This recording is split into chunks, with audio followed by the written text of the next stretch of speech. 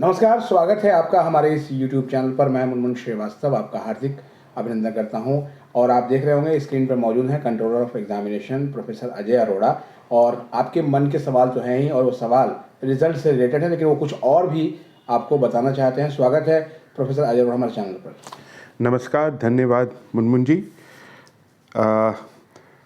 आप जो कई क्वेश्चंस आपने मेरे से पूछे हैं, उन क्वेश्चन में सबसे पहला जो क्वेश्चन बच्चों के मन में है वो रिज़ल्ट का है।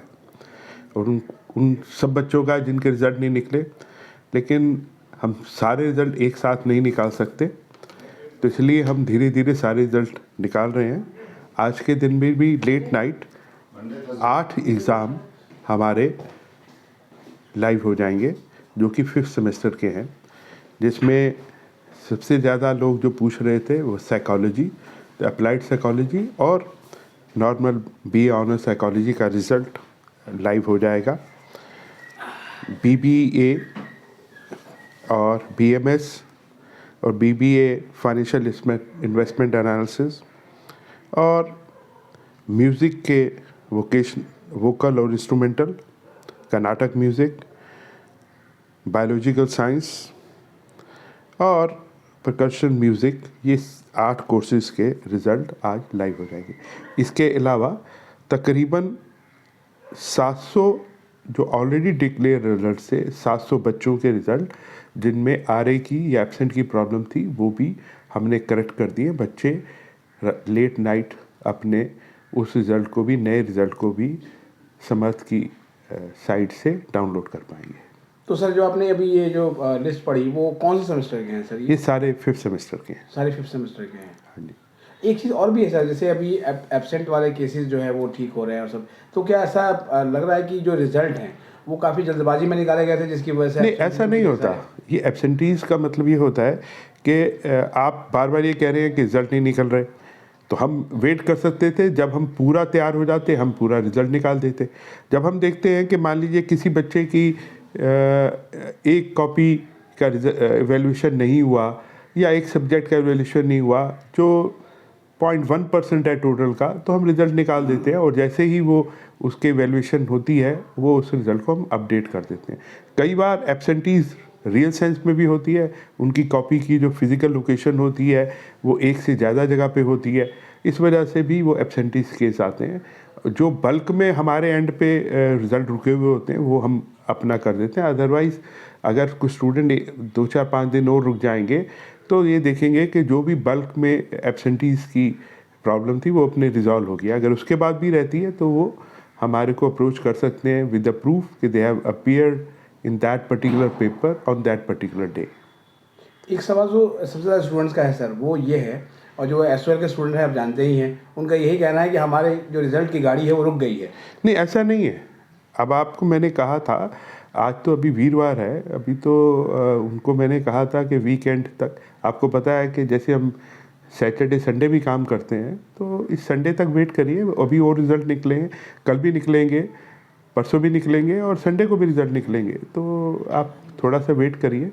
ये कह पाना बड़ा मुश्किल होता है कि हम ये वाला रिज़ल्ट निकाल देंगे। हमारी कोशिश होगी कि आने वाले 2-3 दिनों में और बहुत सारे रिज़ल्ट निकाल सकें। एक जो क्वेश्चन आप बार बार पूछते हैं कि फर्स्ट सेमेस्टर कब होगा, थर्ड सेमेस्टर कब होगा, सबसे मुश्किल रिज़ल्ट होता है 5th सेमेस्टर का, क्योंकि 5th सेमेस्टर का जो बच्चा है उसने कुछ पेपर 3rd सेमेस्टर के भी दिए हो सकते हैं और फर्स्ट के भी दिए हो सकते हैं, तो उसका, और उनमें से बहुत सारे बच्चों को अपने रिज़ल्ट की रिक्वायरमेंट होती है अपने आगे एडमिशन लेने के लिए या कुछ पोस्ट ग्रेजुएशन कोर्सेज़ करने के लिए।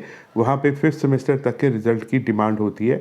तो पिछले कुछ सालों से अगर आप देखें तो हमने ये बहुत उस हिसाब से जल्दी निकाल दिए, तो इसलिए हमारी प्रायोरिटी हमेशा ये होती है कि जो फाइनल ईयर है उसका रिज़ल्ट निकाला जाए, चाहे वो 5th सेमेस्टर हो और आने वाले टाइम में मई जून में 6th सेमेस्टर हो।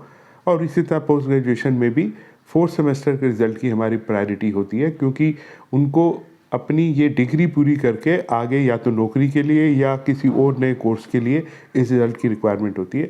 और जो बच्चे इंटरमीडिएट सेमेस्टर में होते हैं, यानी कि 1, 2, 3, 4, उनको अपने इसी विश्वविद्यालय में रह के पढ़ना होता है, तो उसकी प्रायोरिटी हमारी थोड़ी सी पीछे होती है। ऐसा नहीं है कि बहुत लेट होता है, लेकिन हाँ, हमारी कोशिश चेष्टा हमेशा ये रहती है कि जो फाइनल ईयर के स्टूडेंट हैं, चाहे वो पीजी के हैं या यूजी के हैं, उनके रिजल्ट पहले निकाले जाए। एक सवाल सर जो है ये भी है स्टूडेंट्स का कि जो एब्सेंट वाले केसेस हैं आप उसको ठीक तो करवा ही रहे हैं, हाँ। लेकिन इसकी सर मैक्सिमम ड्यूरेशन कितनी है, कब तक ये जो है वो समस्या दूर हो जाएगी?